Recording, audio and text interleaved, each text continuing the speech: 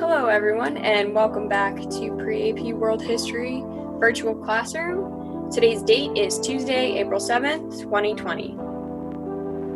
For class today, the materials that you will need, your notebook, a pen or pencil, a timer, and a place to study. Before you continue with this video, if you have not completed your attendance assignment, please pause the video, complete the attendance assignment, and then continue on with the rest of your classwork.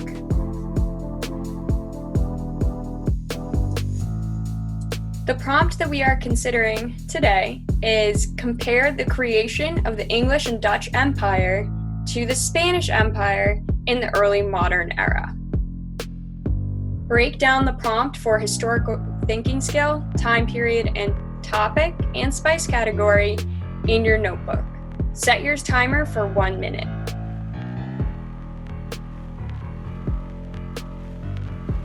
Great, and our historical thinking skill is comparison because of the keyword compare. Our time period is the early modern era. Our topic is the English, Dutch, and Spanish empires, and our spice category is political.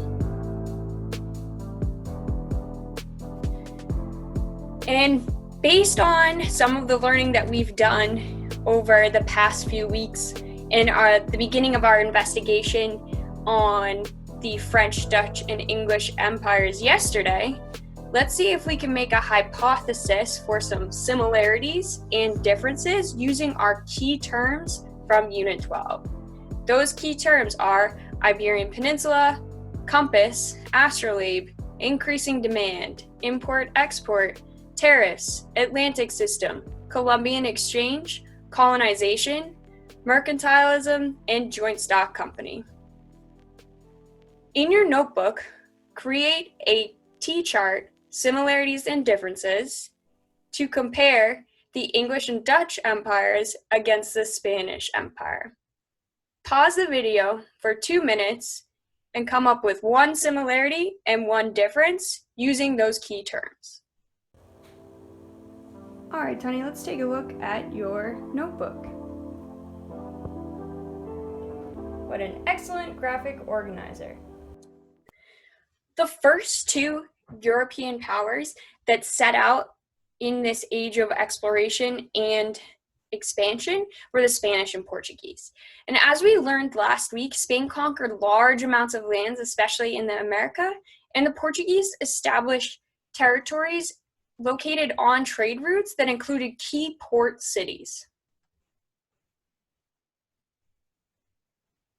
The Spanish were primarily focused on mining silver in the Americas to create a stronger economy and for their financial gain.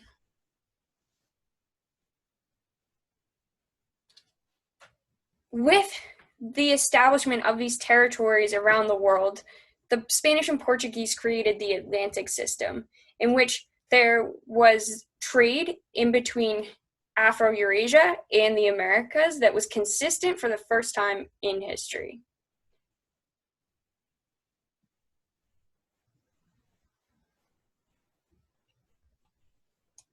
But as inflation increased in Spain, Spain becomes weaker, and this leads for other European powers to capitalize on this weakness and expand themselves.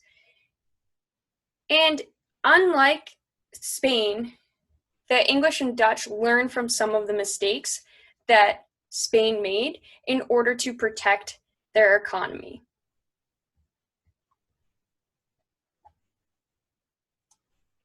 Some of the ideas that come out of this time are these really exciting new financial theories. The first one is mercantilism, and that's the idea that wealth of a state can only be accumulated by exporting, which is selling goods, more than importing, which is buying goods from other places.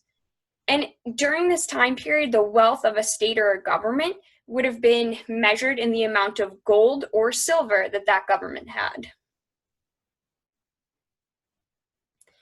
We also see that there's the creation of new financial institutions like the state bank, the Bank of England. This would allow people to deposit their gold or their money and in return get a banknote. So creating these trusted banking systems that are run by the government allows people the ability to get more money on hand and to take riskier journeys that allow them a greater profit.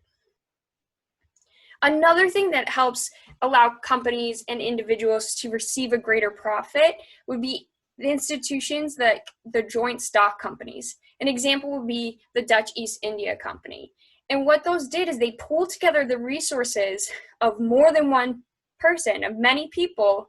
So that means that the risk of the journey is less for the individual. Okay, Tenny, so the way a joint stock company works is if I only have $3.25 and I want my ship to go on a journey. Well, it can only go on a journey as long as the $3.25 can afford it. But if you have your $7.25 and you join it together with my $3.25, that means we have $10.50 for our ship to journey on. Which means that you can get more money to go on these longer journeys whereas like in the past, if it was just one person funding a journey, they wouldn't have had access to as much money as these joint stock companies did.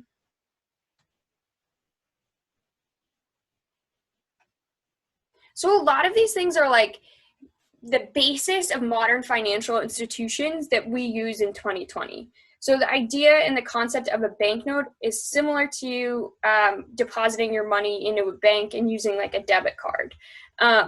And it like these stable government financial institutions make it so that people can take more risk, they can take out more loans, and that means they're able to gather more capital to create these larger scale journeys. And the government itself has access to more money, which means that they can fund larger military ventures and larger colonization ventures as well.